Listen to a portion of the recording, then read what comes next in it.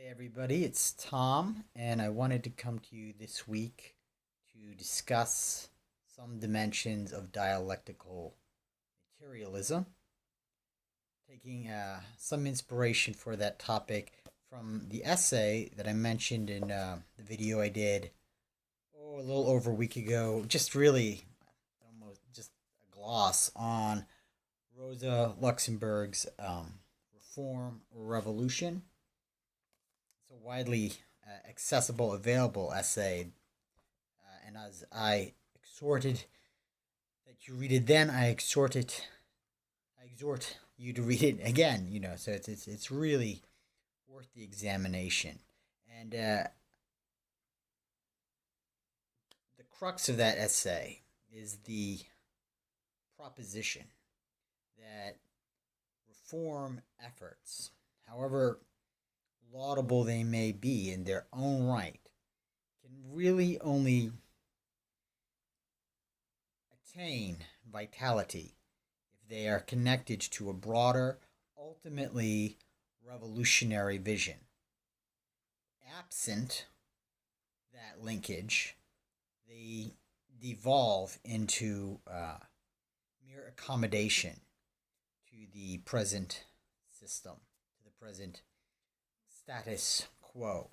So, you can take a fight for 15, a minimum wage of $15 an hour, which in my view is actually inadequate on its face.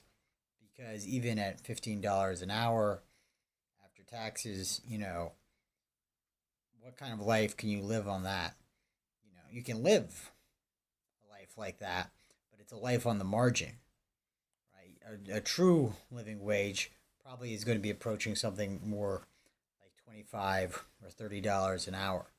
And that, itself is instructive as to broader features of the system into which we could digress, but I will resist the temptation to do so because, as noted at the outset, the focus here is going to be upon dialectical materialism.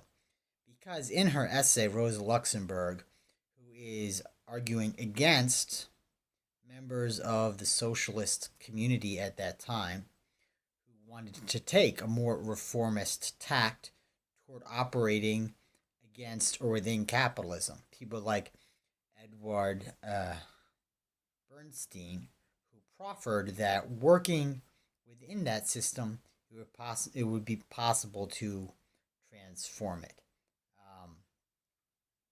One of the errors, or one of the real positions, points, one of the really salient points that Luxemburg advances, maybe even a crux point in the essay overall, is that the reformist position falters because it's predicated on an unduly mechanical as opposed to dialectical assessment of reality. And that within various domains, within the political domain, within the economic domain, perhaps even within the cultural domain. And one manner of seeing this is looking at a particular suggestion that was offered by some reformists that eventually, through the intercession of legal force, the person who occupied the status of the capitalist or owner in a business would eventually become merely an administrator. The basis of that suggestion was that oftentimes the same person who was the capitalist, who was the owner, or who were the owners, would also perform administrative tasks, managerial tasks, in reference to the broader operations of the business in question. And so, what is mechanical is the notion that the identity of the capitalist is a sort of a composite functionality. So if you take out this function, you can put in another, you can keep some, you can remove others, and you can sort of recombobulate the assignment of the person so that they are no longer participating in what is pernicious about the capitalist labor relationship more generally. Now, what this fails to appreciate is that precisely what constitutes the capitalist as a capitalist is not the happenstance of the tasks they perform for the business. It is rather that they are in a position of ownership, of proprietorship, of the means of production, to use the classic, perhaps overused phrase. They have the means of production, and they leverage that ownership to extract from labor the surplus value which they produce in the course of their efforts. So the problem is structural and grounded in the relationship, not in the happenstance of a role. And it is in the nature of that relationship organically. What precludes this from being characterized as a mechanistic assessment is that the relationship's exploitive, extractive character is seen as organic. If you were to remove that extractive dimension from the relationship, it would no longer be a capitalist relationship. It would be a change into something else altogether, which of course would be laudable, but it's not going to be forthcoming from an array of economic, political, and cultural institutions that are founded on presuppositions which legitimate that extractive interaction. The contrary position is considered the dialectical position, which emphasizes that one must understand relationships, in fact, virtually everything, as emergent from relationship and from process.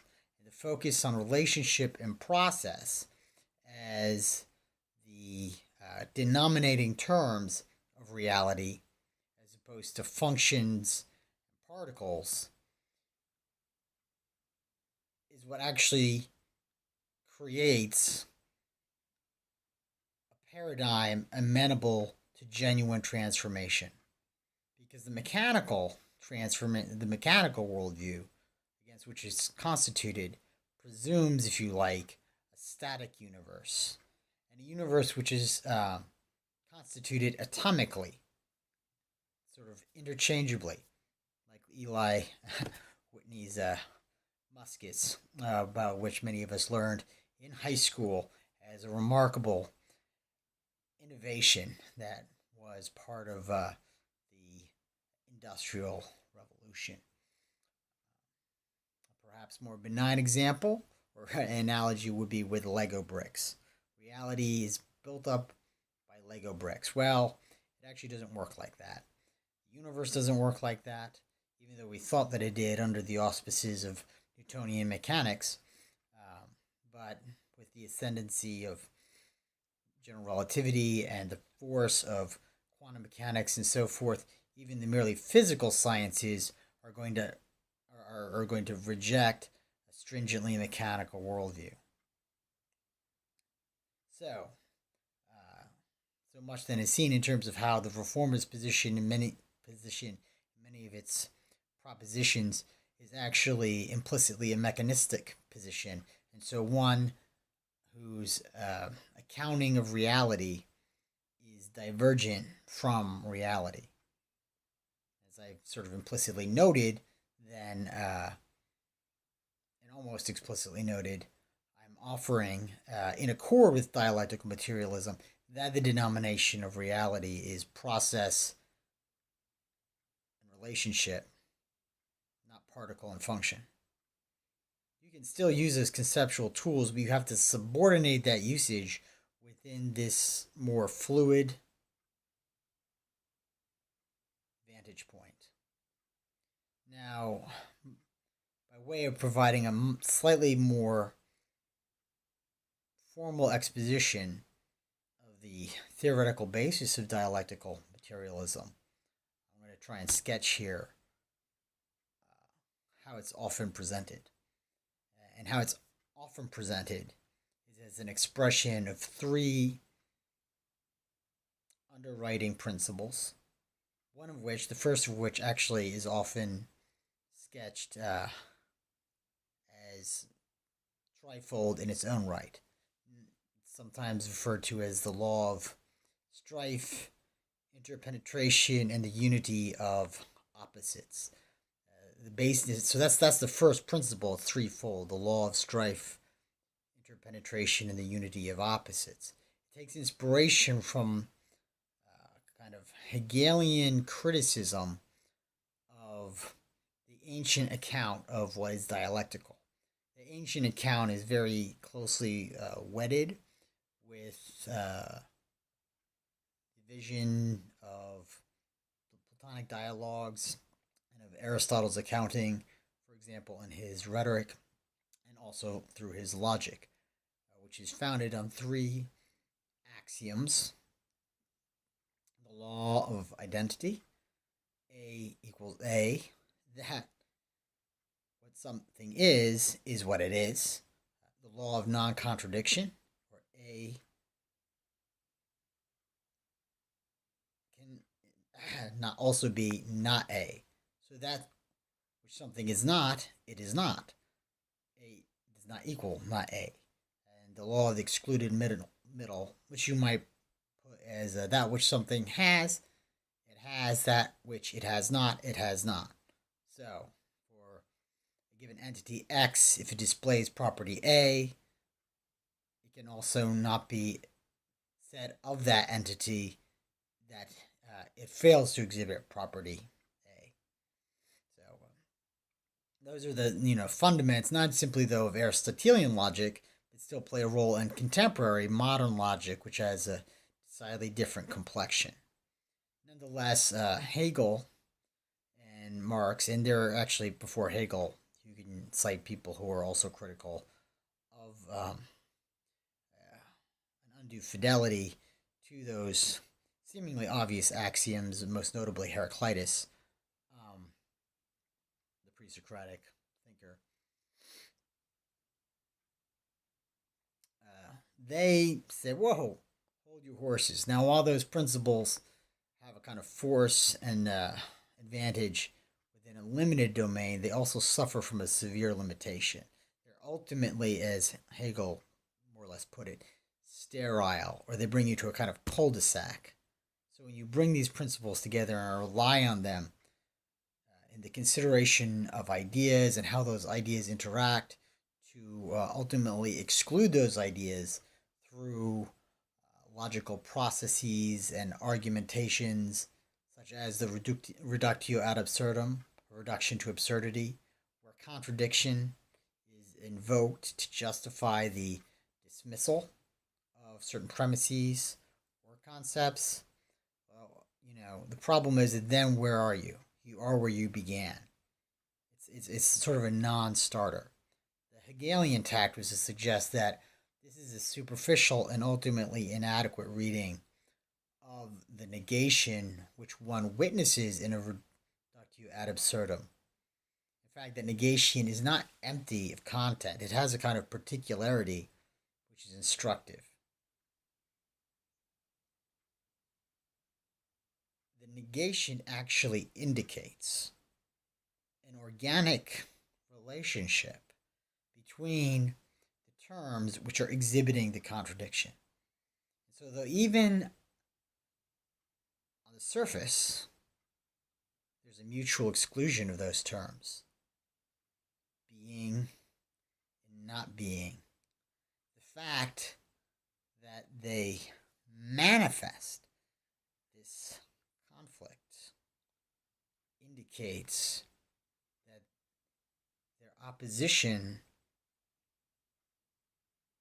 translate into something higher that contains them both.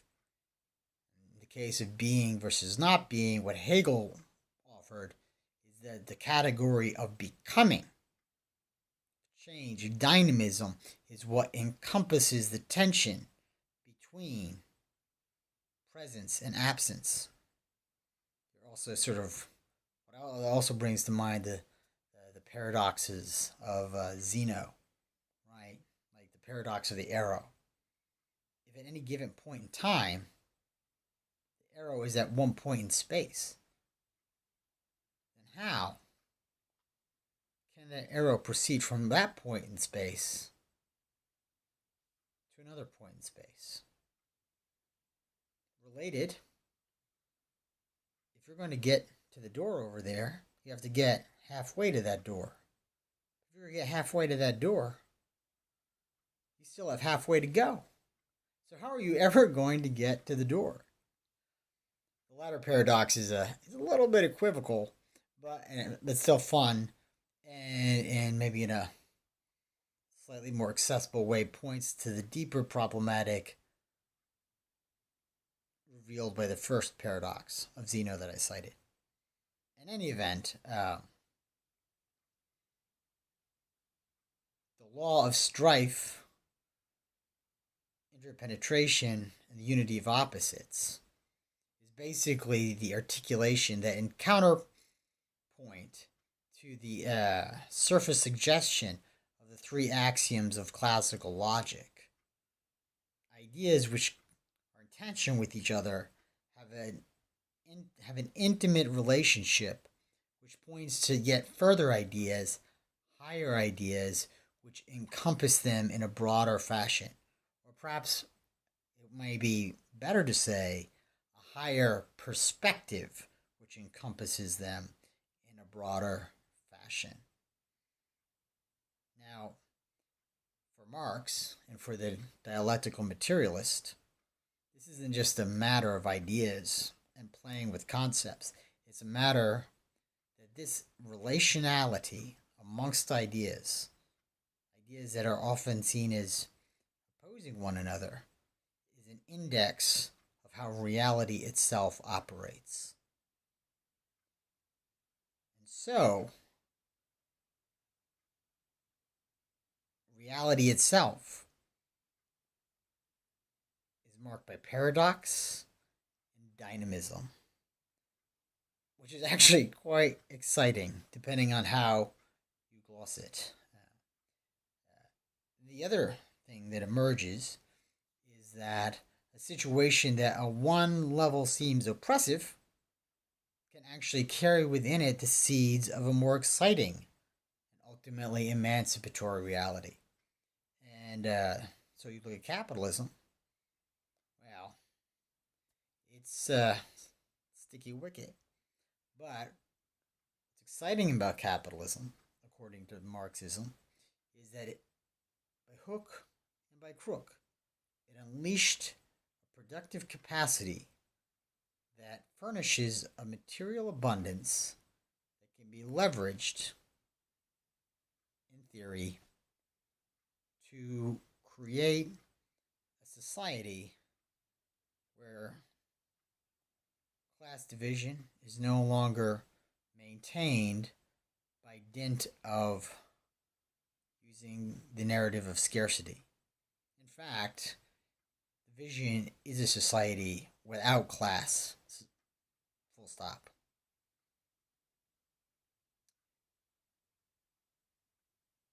This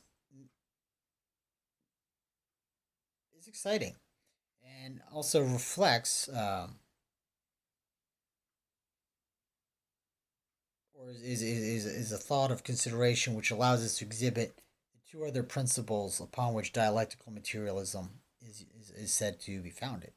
Those other two principles, just to state them one and two, are that the qualitative can emerge from the quantitative, that gradual changes, incremental in aspect, can actually lead to radical qualitative shifts. This possibility is connected to the first principle, which indicates that ideas and circumstances that have one aspect carry within them their contrary. Second, or I'm sorry, that was the second. The third principle is the principle of the negation, as it's sometimes put, which is merely that this process of ideational succession is potentially without end, potentially boundless. So, what does this have to do with the kind of silver lining in the cloud of capitalism? Well, on the one side of capitalism, its antecedent was feudalism, which was not all rainbows and unicorns. It too was a kind of a raw deal. And the suggestion is that the emergence of capitalism from feudalism, which didn't happen overnight, but centuries, thus the qualitative emerges from the quantitative,